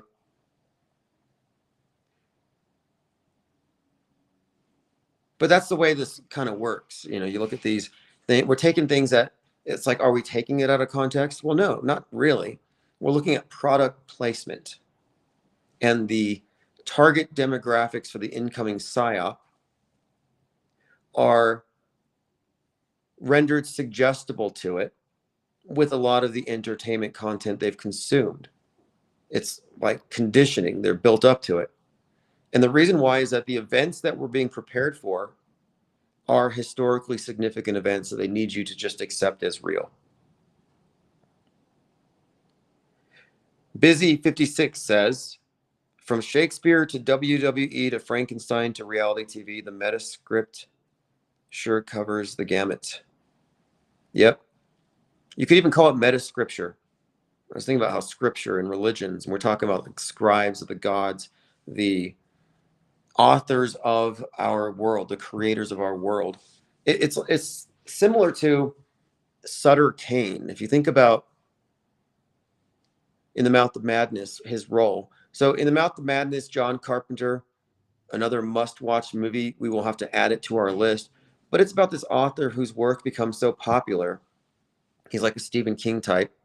But he sits up in his castle and he's just writing these books, and they become so influential that they overtake religion, the Bibles, and the people who are consuming it have entered into this shared parallel reality, sort of like the fictional universe of mainstream media, or how all the conspiracy theorists are in a shared alt reality. I mean, look at the people in Woketown, Trutherville, Normieville, Q Street. They live in different realities. So In the Mouth of Madness, as Sutter Kane has put people into his fictional universe. It's kind of H.P. Lovecraft inspired, like Lovecraftian, where there's this mythos, a body of works that all have the same fictional universe. And what happens is the main character is investigating this author, and he finds him, and he has become the dominant influence over worldview. That's the point. But in the movie, the reality itself actually conforms to consensus belief.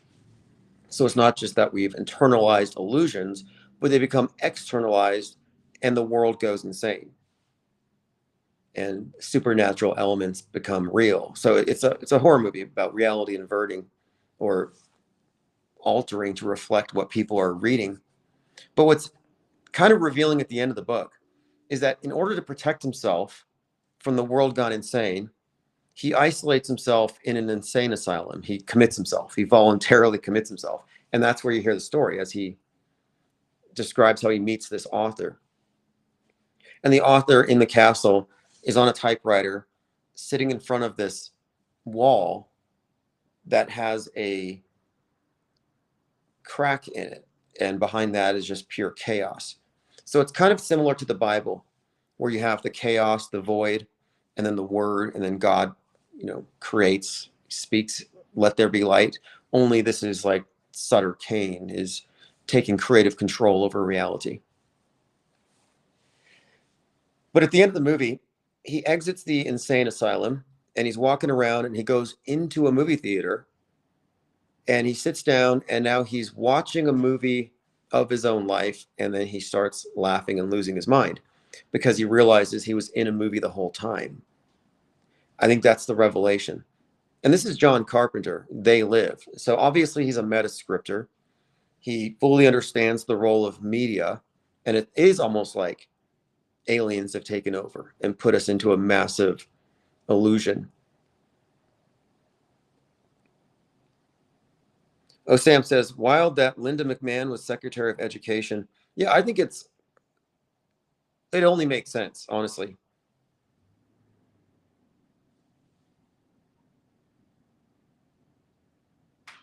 Busy 56 says, Leonardo DiCaprio's production company is going to be producing Oz, a documentary about the making of The Wizard of Oz. I'm going to likely watch Wicked. I'd be remiss if I did not. I watched the first one, and it was Antifa coded. Oz was basically Trump, a fascist, xenophobe, or I don't know what you would call him, but they were purging the animals, the talking animals. And the whole thing seemed to be like animal rights, Antifa versus fascism. And at the end, the witch flies up into this, oh, the witch, by the way, they make a deal about the color of her skin.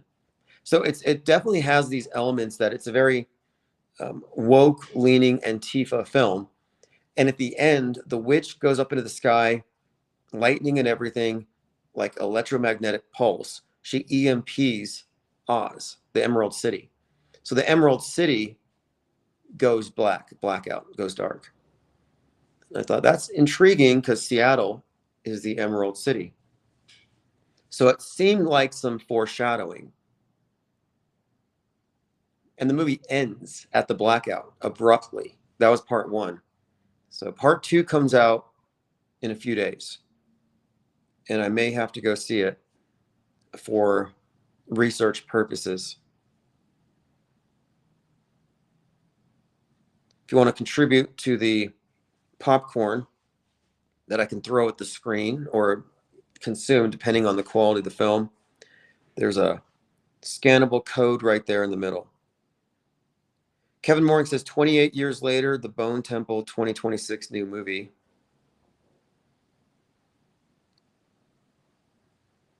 Happy 11/19 all, says Elford Yinglet. Yeah, well, we haven't had any major psyops. I mean, really anything significant this week. It's been slow. They've been focused on Epstein. These things just come and go too fast. Like we're still dealing with the fallout of CK, and then the death of Cheney kind of got swept under the rug by something else, Erica Kirk's pants or something. Then the plane crashes. By the way, I think Dick Cheney's funeral is tomorrow. And I'd suggested that maybe his body was on the plane and it was a 9/11 themed Viking send-off and he was cremated, but apparently not, because there's going to be a funeral tomorrow. That took a while, right? He died on the 3rd, which is the day the One World Trade Tower opened. And 17 days later, he's having a funeral.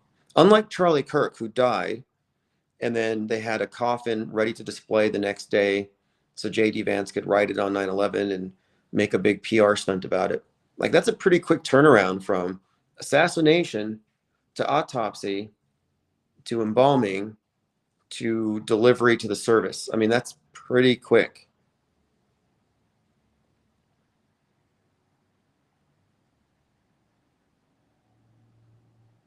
All right, so I think we've been covering a lot of good ground here.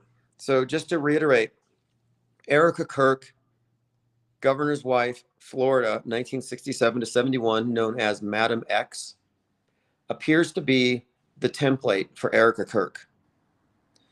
Kyle Rittenhouse, the number 2 beer at the time of the riots was Rittenhouse. And the name Kyle essentially means rye or catcher. The Kyle's the area where you catch the fish. So there's a catcher in the rye reference. Another, again, the 17-year-old with the gun, if you've read the book. And then the Economist cover. If anyone's seen it, the Economist cover seems to have Charlie Kirk on it with binoculars. It's worth looking at. There's a great a deal of magazine covers that just have predictive content, foreshadowing. They're practically all being used for that purpose. Atlantic's big one, The Economist, Time, as we've pointed out. Busy says, I know you talk about Charlie Sheen being in the news the same time as Kirk, the exact same time. Charlie came out on September 10th, and that's the day he was on Rogan talking about Lee Harvey Oswald. Also, Louis C.K. also got a lot of press and wrote a book at the same time. Oh, Louis C.K. Right. And then you had Alejandro Kirk. Yeah, so it was Rittenhouse Rye Whiskey. Fascinating. Well, what we're describing here is that when you have these events, these psyops, you tend to have what I call psyop reinforcement. But it's not limited merely to the movies, but you'll see it popping up in headlines unrelated. You'll find it popping up in sports, in other stories that are conspicuously given a lot of attention to. It's like there's this echo chamber effect with the memes. So that's why when Charlie Kirk comes out with America Comeback Tour, Charlie Sheen shows up on a comeback tour. Same day, 9/10. So 9/10, Netflix #1 thing is Charlie. And then you look around. That's why I say you have to decompartmentalize how you process media. It's no longer news, entertainment, sports, games, literature. When you're looking at the stuff that reaches the masses, you're looking at something closer to the source, closer to the media monopoly itself, the PSYOP entertainment complex, where at the very top level, top tier propaganda conduits, you're finding consistent messaging coming from this same source. So the same themes, same characters, same ideas are going to be showing up in a number of different contexts. But what unifies them is not just the content itself, but the synchronization of it with the fake event. And when we're saying fake events, again, this is bigger than a PR stunt, bigger than a fake news item to score political points or something for some agenda. No, we're talking about historical events. They're faking history event by event. And the real stuff exists in the echo chamber where the fake stuff is treated as real. So you can see how the fake stuff, even though it's the minority in terms of the number of stories compared to the quote real stories, everything exists in the same echo chamber.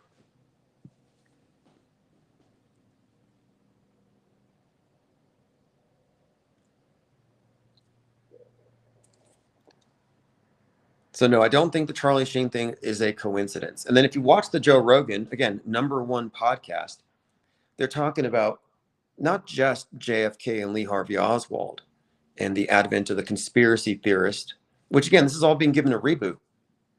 But Charlie Sheen talked about getting sniped, while watching a movie. Somebody threw something from the balcony and hit him in the eye. And Joe Rogan said, great shot. But we looked at the general theme as well, all around, like Ryan Routh attempting to stab himself in the neck with a pencil. Well, if you look at the courtroom illustration, the place where he was about to stab himself was the exact spot where Charlie Kirk was shot. What are the odds? Another shooter, again, this guy was going to try to shoot Trump. The point of the pencil at the same spot in the neck. Like, what are we actually looking at here?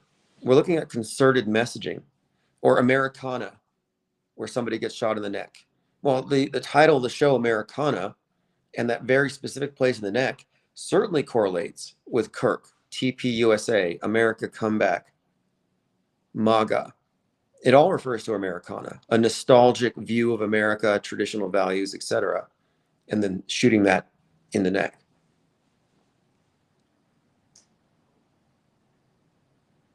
Kevin Orrick says, Joe Rogan and Theo Vaughn talked about conspiracy theories on his show. Right. But of course, These individuals are like Candace Owens. They're part of the media infrastructure, and what they call conspiracy theories are the approved counter narratives, the approved conspiracy theories. And they all have the same structure, the same template, and they never begin with the idea that the media is lying. See, that's the irony, is that the truthers begin with the premise that the media is telling the truth. They're telling the truth on what they showed us, but then they're lying about it. So that's their error. You have to realize that they can lie to you with the visuals. You know, you see people being critical of, oh, these people are just falling for everything AI. Well, what's the difference between automatically believing something that you see in an AI clip and automatically believing that what is televised is essentially real, that this is objectively real? No, there are simulated events. The historic events are simulated. The performances in the theater of Saiwar on the world stage.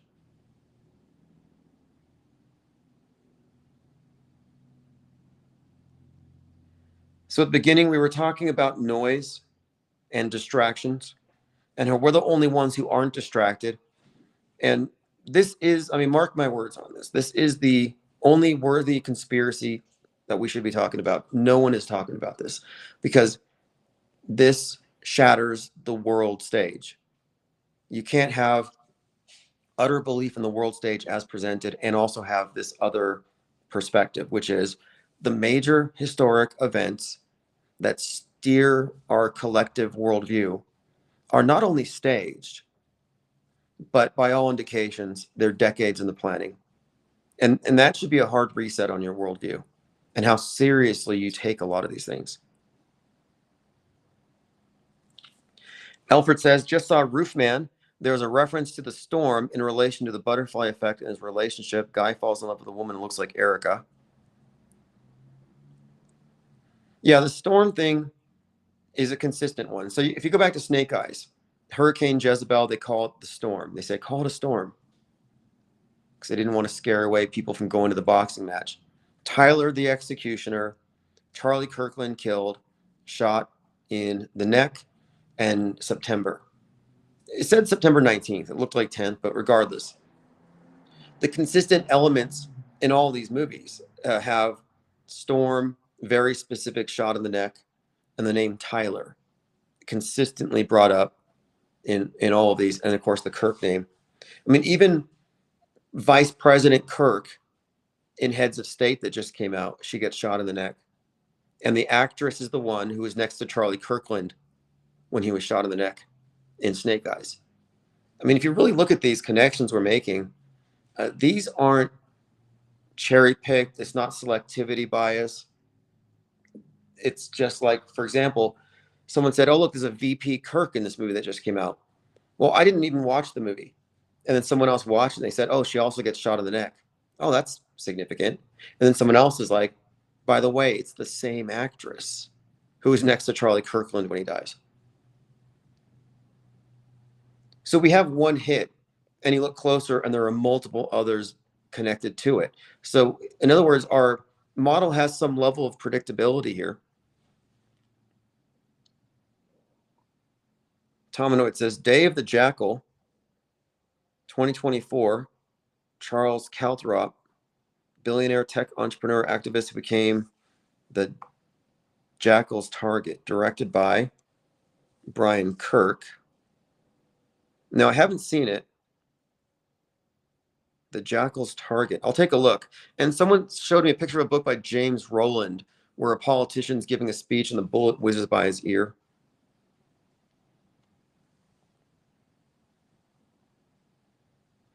The storm stuff is very consistent on the right. And I think it started with Dylan's Storm Roof. Storm is also a reference to what was like a white nationalist thing. But storming the Capitol, or Donald Trump ominously saying this is the calm before the storm. When he said this is the calm before the storm, and the media are like, what storm, Mr. President? He's like, you'll see. Well, what do you think he meant? The whole Q movement was built around the storm. And then the Capitol gets stormed, and none of them made that connection. You know, the 33-year-old Jake and Jelly, the QAnon shaman, Q sent me, runs with a spear into the Capitol with his roadkill vest, and he sits on Pelosi's throne. It's like that was the storm. I was actually looking at January 6th as another event that we could reverse engineer in terms of what is the buildup to that particular date and that theme of storming the Capitol. And we haven't looked at this one enough. And, you know, I'm wondering if Mel Gibson, because Mel Gibson, I believe, is a major metascripter. And I think he might have had a hand in Butler based on the PR shots that Trump took and their resemblance to the Braveheart poster and Mel's association with the QAnon movement in general, with Jim Caviezel being from Passion of the Christ. There's quite a lot with Mel Gibson in this area.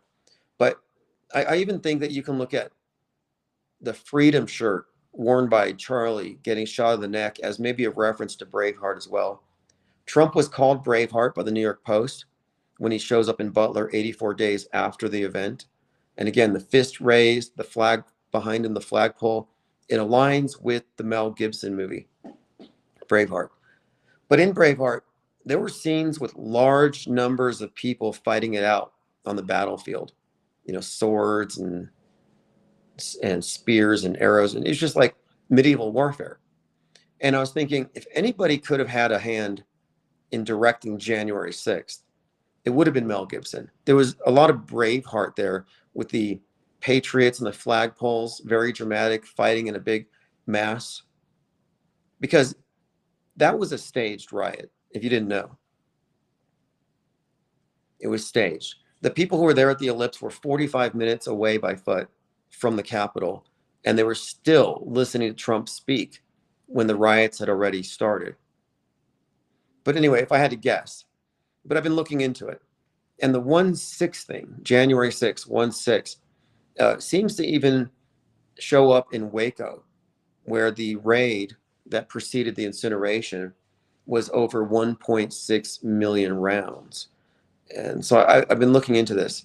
And in 2020, that was a constantly, that meme was constantly being used, the 1/6 thing. Like Dominion sues Fox for 1.6 billion. I mean, I have it mind mapped out. What we have done is we have mind mapped a lot of these events for common elements, repeated numbers, repeated themes. And I'm going to go through my mind maps as we build out our history benders. I want to find some of the best examples.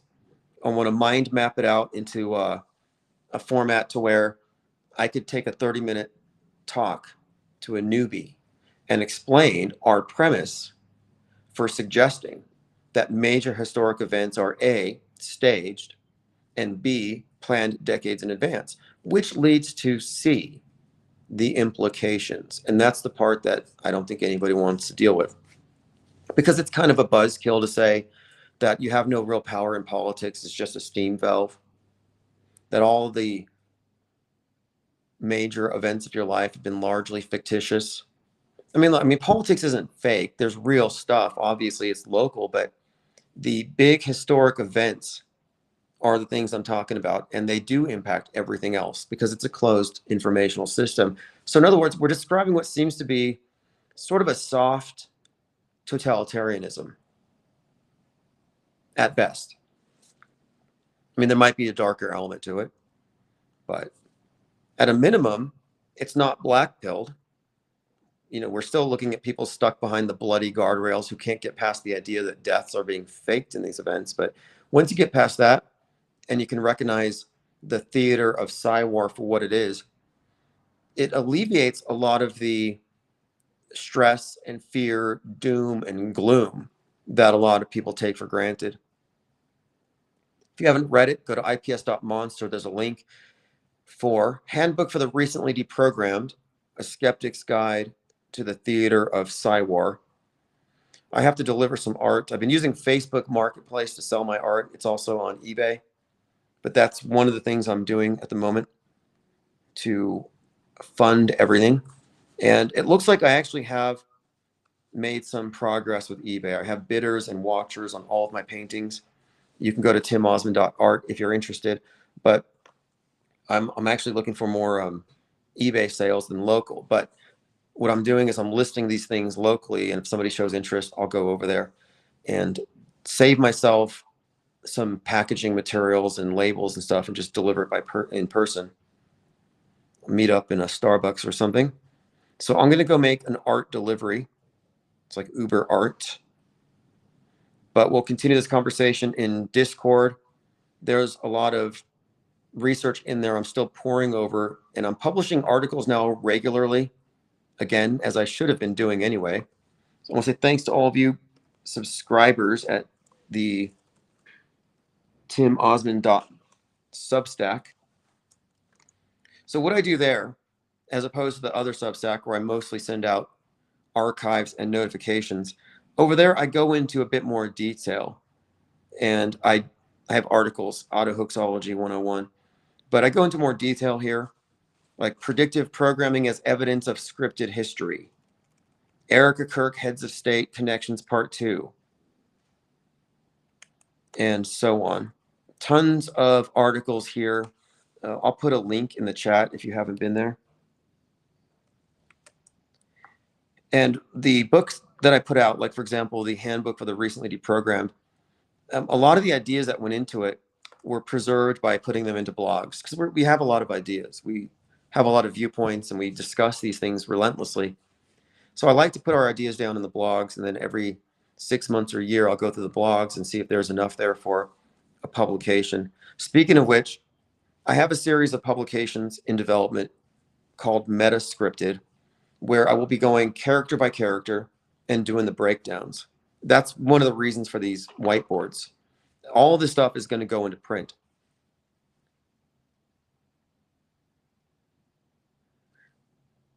Diana concurs that Mel, yeah, I think Mel Gibson likely was involved in Butler, January 6th, a lot of the Q stuff, and I think the Charlie Kirk had a hint of him as well. I mean, what they're doing is they're hiring the best directors, and always have, to participate in psyops. I mean, this goes back to John Frankenheimer, who was directly involved with the RFK event and the Kennedys, but he drove RFK to the Ambassador Hotel where he was killed by a mind-controlled assassin. And this is the Hollywood director who wrote or who directed Manchurian Candidate. So it's a hell of a coincidence, but just one of many examples of this direct hand-in-glove relationship with Hollywood and politics. But it goes beyond just putting messages in movies to influence people one way or the other. It actually goes into the wholesale creation of historic events. Movies presented as real. That's really what we're looking at. It's fascinating. Like, it's not alarmist as far as conspiracy theory goes, but this is the only real conspiracy theory. Prove me wrong. But all these rabbit trails that are being constantly fed to truthers lead nowhere. Certainly not off the world stage. Part of the intention behind these things is to alienate you from the other side, because they want that split. But ultimately, the red pill conspiracies are a bridge to far right, woke right political engagement. And if you're getting engaged in politics, what are you doing? Like, I mean, it's fine if it's entertainment, habit, whatever, but really think about, if you've already accepted the premise that events are being faked regularly and the politicians are all complicit, then you can't really look at it as separate from the PSYOP entertainment complex. And so to treat it as real or anything other than a steam valve, I think might be a waste of our bandwidth. So people talk about distractions. That's a distraction.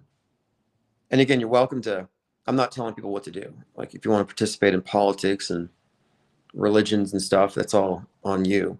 But I'm trying to get a laser focus on the task at hand. And the task at hand has already been laid out for us. We've got the puzzle pieces. Like I said, the normie truther types, the alt NPCs, they take a puzzle piece. Hey, look, this is a piece of a puzzle, it's a conspiracy. And then the next day they drop it and pick up a new one. We've been following these patterns and putting these puzzle pieces together, and we have arrived at something here. We have some framework.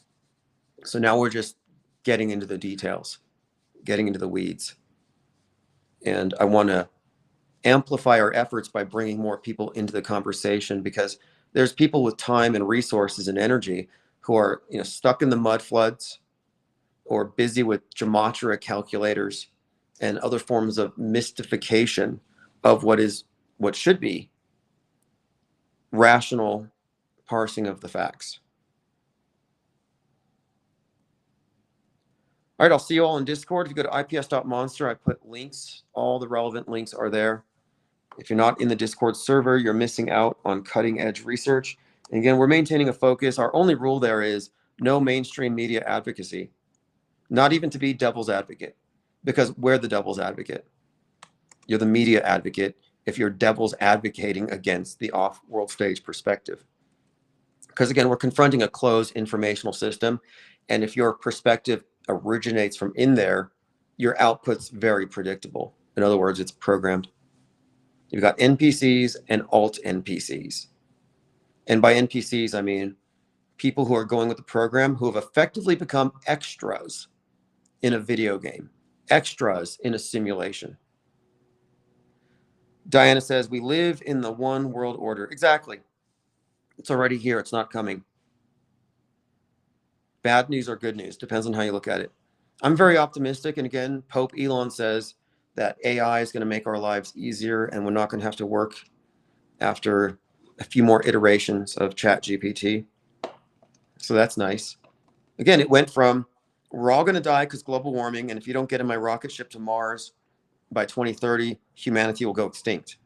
And now he's like, you won't have to work in a few years. And there'll be some very neat video games to occupy your time. So bread and circuses is going to continue unabated. You don't have to worry about planet killer asteroids or climate doom. Although the AI destroys the environment, I mean, it seems to me, I've been told that the AI is using up a lot of our water. So I don't know, it kind of seems like a catch-22. I will see you in Discord.